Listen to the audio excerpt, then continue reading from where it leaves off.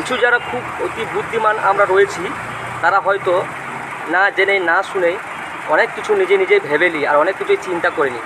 তো তাদের জন্য আমি বলবো, দয়া করে তাদের কাছে আমার রিকোয়েস্ট রইল যে এই ভিডিওটা আপনারা 2 মিনিট দেখে নেবেন কি বলতে চাচ্ছি। যেসব ভোটার পশ্চিমবঙ্গের বাইরে পরিযায়ী শ্রমিকের কাজ করছে, যেমন কেউ কেরালায় করছে, কেউ রাজস্থানে করছে, কেউ হরিয়ানায় করছে, কেউ দিল্লিতে করছে, কেউ ত্রিপুরায় করছে, কেউ পাঞ্জাবে করছে, বিভিন্ন জায়গায় পরিযায়ী শ্রমিকের কাজ করছে, তারা কিন্তু ভোট দেওয়ার জন্য বাড়ি আসবে বলে ট্রেনের টিকিট পাচ্ছে না।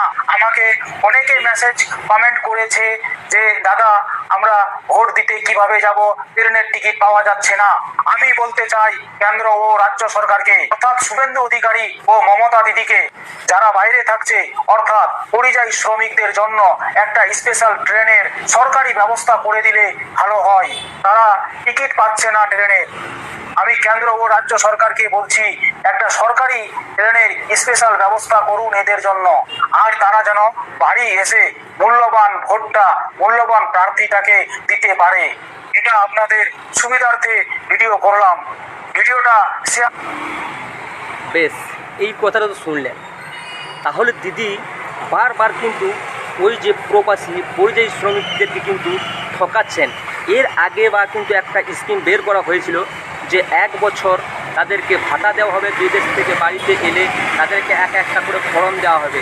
দিদি কী না চালু করেছেন, কন্যাশ্রী, যুবশ্রী, বেকার ভাতা, তারপর আপনার ভূমিহীন মানুষের ক্ষতিপূরণ, সমস্ত কিছু প্রকল্প চালু করলো। কিন্তু যারা প্রবাসী শ্রমিক তাদের কিন্তু দুঃখ রয়েই গেল, তাদেরকে কিন্তু কোনোভাবেই একটুকু সাহায্য করতে পারলো না, তাদের এই দুঃখ বুঝতে পারলো না। তো দিদি আমি জানি না কোন কোন ব্যাপারে ওর মেজরিটি পার্সেন্ট ভোট পাবে, কিন্তু বিশেষ করে আমি একটা কথা বলতে পারি যে পরিযায়ী শ্রমিকদের মন জয় করতে পারলো না। পশ্চিমবঙ্গের আপনার সার্ভে হিসাবে হয়তো বলছিল যে 2 লক্ষ আছে। তো আমি একটা কথা বলবো, যে মূর্খ অফিসার বলছিলেন যে 2 লক্ষ প্রবাসী বাঙালি রয়েছে, আমি তাকে বলবো শুধু কেরালায় আসুন।